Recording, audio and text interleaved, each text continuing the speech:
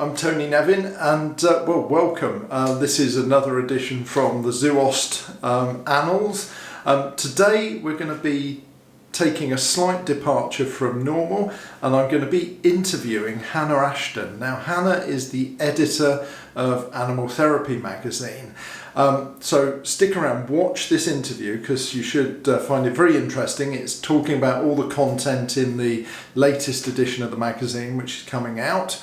But stick around, because afterwards I'm going to be making an announcement about the Wildlife Osteopath Diaries. So don't tune out. Watch it after our interview, which is coming up now. Well, good morning, Hannah, and we're back again for another edition of the Animal Therapy podcast, and we're going to be talking about the new edition of the magazine that's due out. Yeah, issue 23. Whoa, can you believe it? I can't believe we're still going strong, but we are. The COVID hasn't killed us, so we've which is fantastic. Managed to keep going, which is great. And I think, whilst it's been really testing time for a lot of people have found themselves with extra time, and thankfully they've put pen to paper and written us some lovely articles. Which is brilliant, isn't it? No, yeah. I've seen some of the articles, but you're going to fill me in on the others, which I always find quite exciting. So I get that little window before the magazine actually arrives. Yeah. And if you haven't subscribed, you must do. We'll put details on YouTube as well as the podcast. And yes, we're going to be spreading the word much more and trying to get the online presence to grow and grow and grow, because we're at that critical point where the magazine's mature and we just need more people to realise what it is and the fact that they can contribute. Exactly. And I mean, we get such good feedback from people who are subscribers, and pretty much everybody, once they subscribe, they carry on subscribing, and they love the articles that come out, because we really do focus on topics that you wouldn't really see in mainstream sort of off-the-shelf magazines. No, and that's it, isn't it? It is very specific to support the animal therapy professions. Yeah, exactly, and that was always our goal. That's what we've always wanted to do, and there are just so many things that owners can do or can maybe become more aware of to see early warning signs of certain conditions, and just everything is really to help the relationship between owner and animal, regardless of whether it's a horse, a dog, a cat, a reptile. Yep. Mainly you do the exotics. And just really be more aware of little things. I mean, going back to last issue, we had an article about claws. Yes. And it's one thing that so it's often forgotten, and a physio or a chiropractor or an osteopath might go and treat an animal, and we do treat pretty much nose to tail to feet, and we do see that dew claws have got long, and sometimes they may go round and dig into the claw, and sometimes the claws have got so long that actually it's completely changing that animal's posture. Sure. Yeah, no, that's so true. So lots of things like that is what we want to just really help owners sort of take a bit of time to observe in their animals and go, actually, we can just do something really simple and resolve an issue. And that's it. The way the magazine's put together, it is not just anybody could understand the articles. Yeah. They're not written so that they're gobbledygook to anyone else outside the industry. Anyone with an interest in animals is going to understand it and is going to benefit. Absolutely. So yes. So let's see you subscribing, buying more. Exactly. And helping this lady who's done all the hard work getting this going and keeping it going. That's why she's called the boss. Keep the magazine growing. So we've got issue 23. We have got issue 23. What's in it?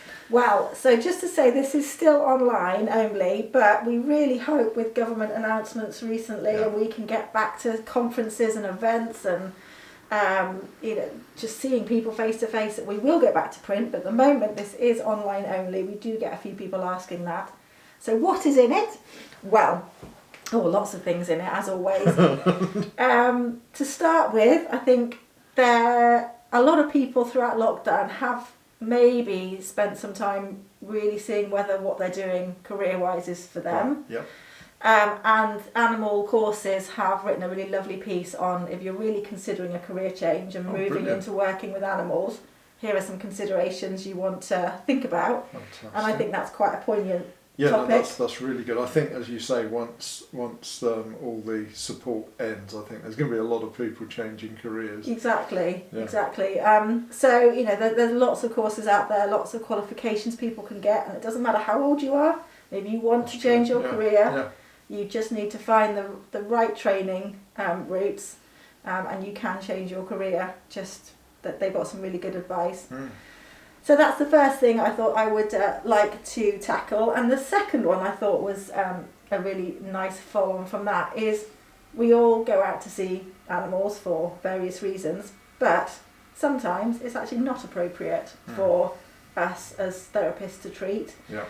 And a certain osteopath might have written an article about that. Right, I didn't see where that was going actually. Yeah, no, it is true because we focus so much on what we treat and that, and it is the knowing when not to. And I had a little bit of writer's block, and I said to Hannah, I don't know what to write this time. And then I was driving along, and I thought, actually, the elephant was in the room because I was going to see a client who I really needed to have a chat with about saying, you know, we needed to stop treatment, but I knew they wanted it to continue for their benefit more than the animals. And it wasn't that they were trying to be mean or anything, but it's that we get so attached to our pets that sometimes we forget to see it from their perspective and what they need.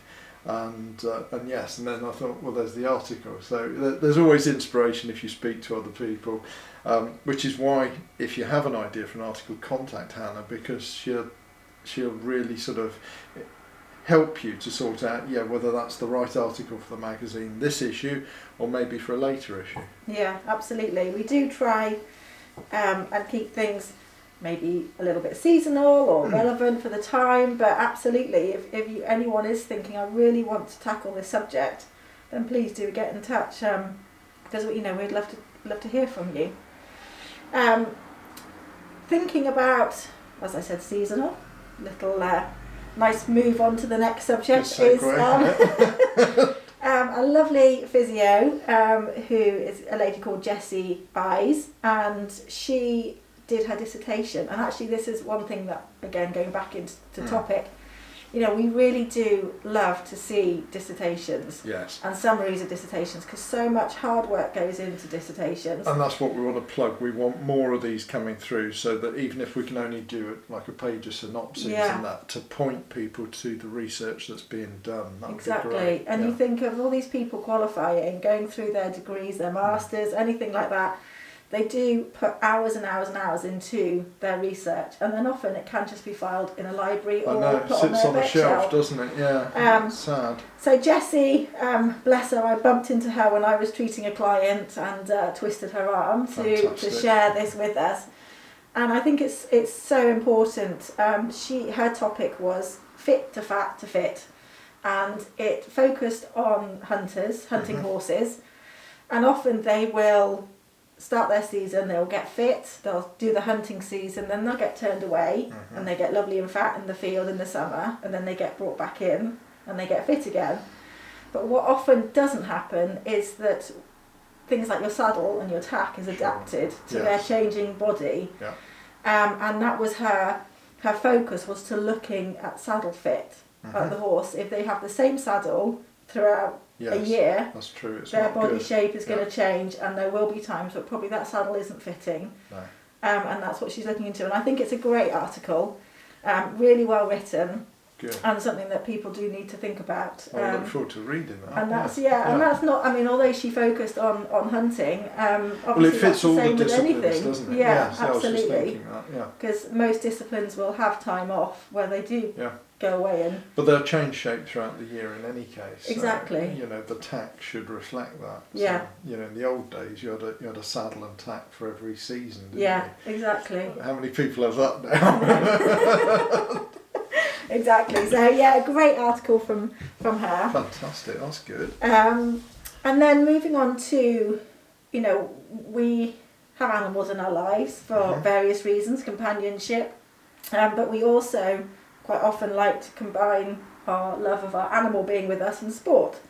And in this issue, canicross brilliant. is something that's been written about. a great physio called Charlotte Swarbrick, who's based, I believe, up in Scotland. I was going to say, I know the name. Yep. I think you know the name because she won our. That's right. She was front cover winner for our Christmas issue. Of course, that's why. Yeah. Yeah. Yep. So she does canicross with her dog, and she's written about physio and canicross and the sort of physio needs for dogs that are in that kind of hard work, the fitness, and then things to consider, things like harnesses, maybe diet, everything around the health and fitness of that dog that's doing actually pretty hard work. It is amazing stuff. Yeah. They do run some distance, and the dogs absolutely love it. They do, yeah. A friend of mine got dragged over by one of his and dragged for half a mile before it stopped.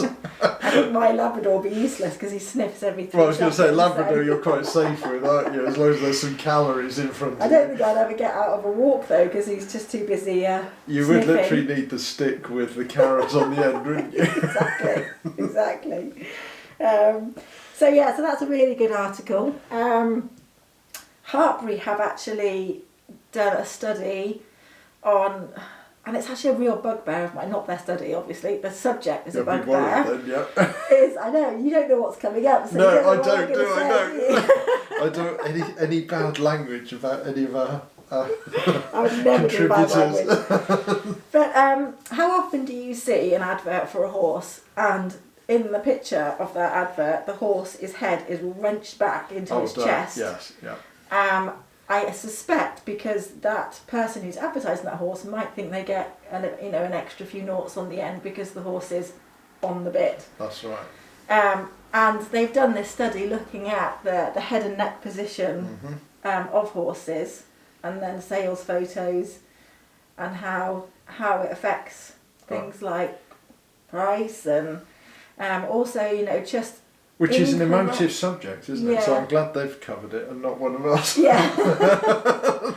No, they do. I mean, Hartbury do great work in their research, and they do provide us with fantastic articles. And it is things like, when we talk about subjects, I think often people think, I must think of a veterinary related topic to write about. But anything that involves the industry. Isn't Exactly. It? And let's face it, people buying and selling horses is a big part of the industry. Exactly, and just wrenching a head in and having the remaining horse's posture completely incorrect. Yeah. Some people fall for it. I think people are getting subconsciously wiser, then they're going to think that's how a horse should look as well. And this is the problem, that the more we see images of things like that, the more that gets accepted as the norm. Yeah. It's like models in magazines, isn't it? And then people aspire to be something that is just anatomically incorrect and physiologically harmful. Yeah. So and it's both that with the horse. Physiologically it's going to mess up the vagus nerve, so you've got digestion, balance, heart rate, everything. That's just from one little bit at the top of the neck, let alone all the other bits being affected when you do that type of thing. And kissing spines, all of that. You start messing up the mechanics at each end of a horse, and the rest of it isn't going to function right. I know, exactly. And also, the chances are the horse probably isn't going to be fit for the purpose of what that person wants to buy it for, because actually it's not a functional way to stand or move. And so that's a really good topic. So I'm really looking forward to people reading that. And also talking about head and neck is horses that have become head shy. Mm-hmm. And again, we've had a really, really lovely article about head shyness, and in some cases therapy can help. Obviously in some cases it's maybe a bit more deep rooted and they need a bit of... Yeah, it's finding out the cause, isn't it? Exactly. Yes, yeah.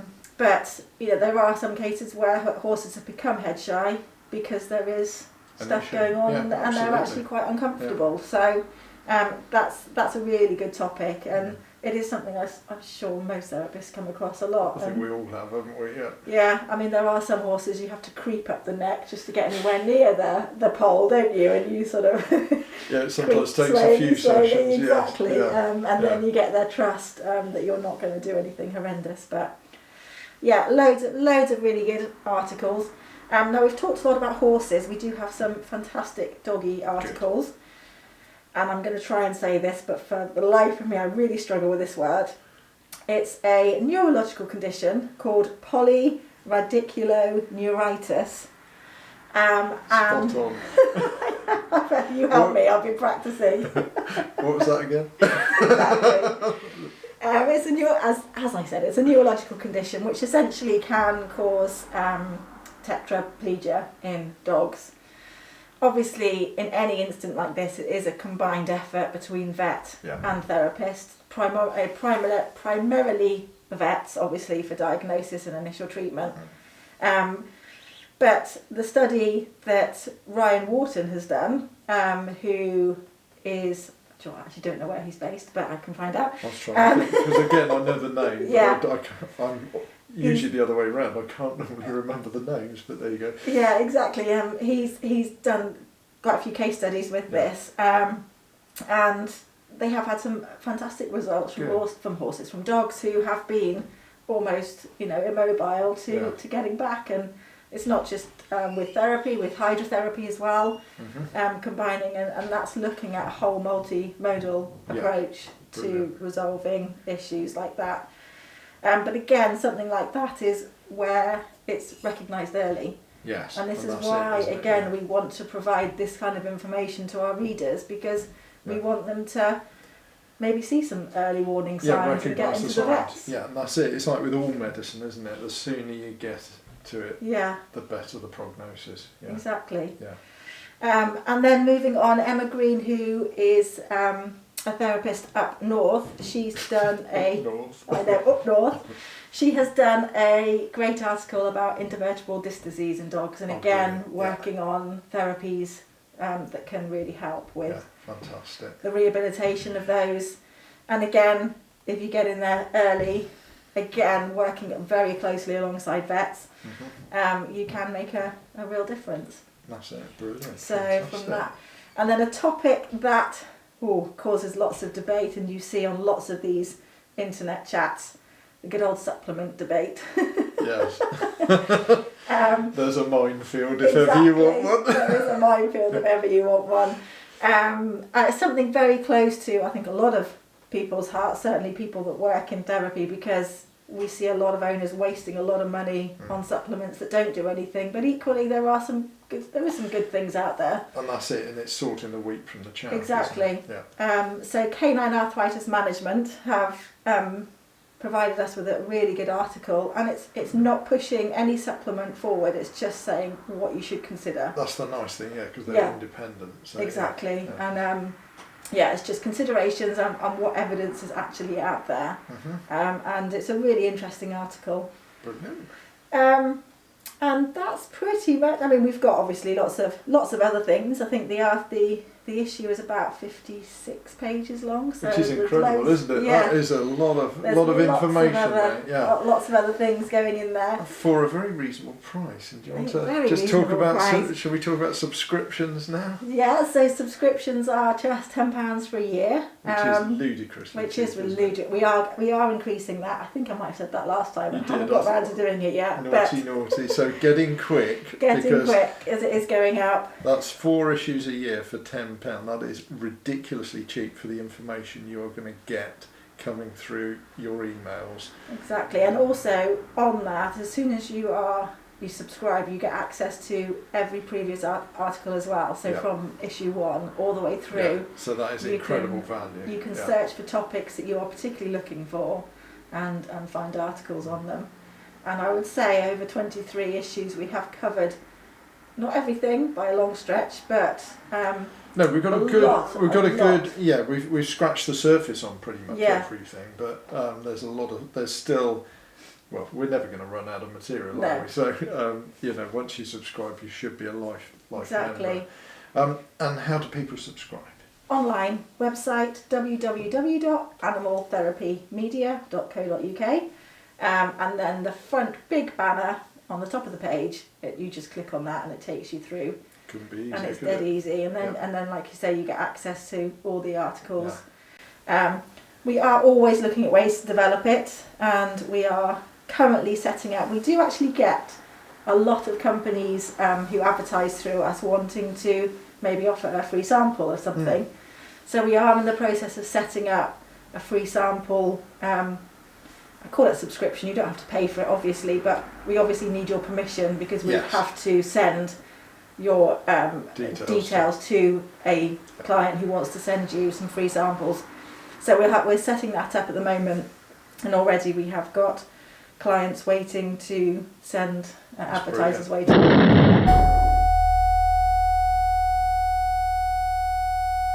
Brilliant. Well, we'll leave it there. Hannah is an incredible person. She's just got so much energy and she puts so much into the magazine. And if you don't already subscribe, as we said in the interview, please do, because it is phenomenal. It doesn't cost that much and it is really good value, and you get access to all these past editions as well.